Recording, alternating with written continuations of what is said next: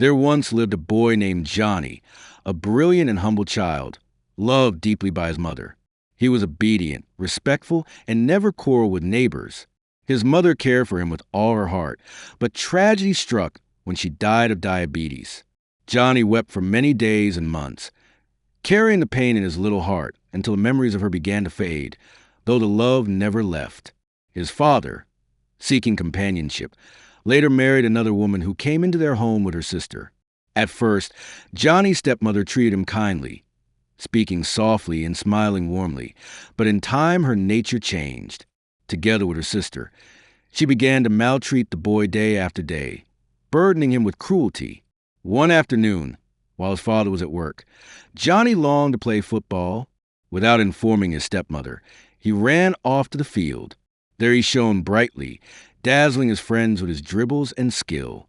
He was so talented that the children nicknamed him Lionel Messi, cheering for him like a true champion. But as the sun fell and Johnny prepared to return home, fear clouded his joy, for he knew his stepmother would be furious that he had gone without permission. At home, the stepmother had searched for him and not found him. Her anger boiled, and she vowed to punish him when he returned. The moment Johnny stepped inside, before he could utter a word, she seized a heavy mortar pestle in her rage and struck his head. The boy fell lifeless to the ground. Without remorse, the woman hissed coldly, then called her sister.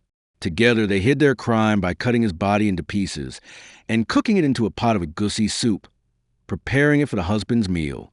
His bones they placed in a calabash, and the sister threw them beneath a tree.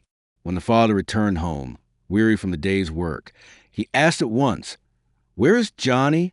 The stepmother smiled and said, "He is still playing football."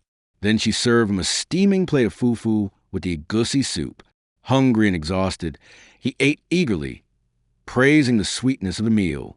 But as he bit into a piece of meat, one of the hidden bones sang out in a soft, haunting voice, "Mother killed me with my flesh.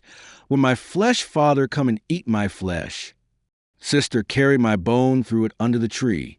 Pity, pity, I am Johnny boy, Johnny boy." The father froze in shock, staring at the food, thinking his mind was playing tricks.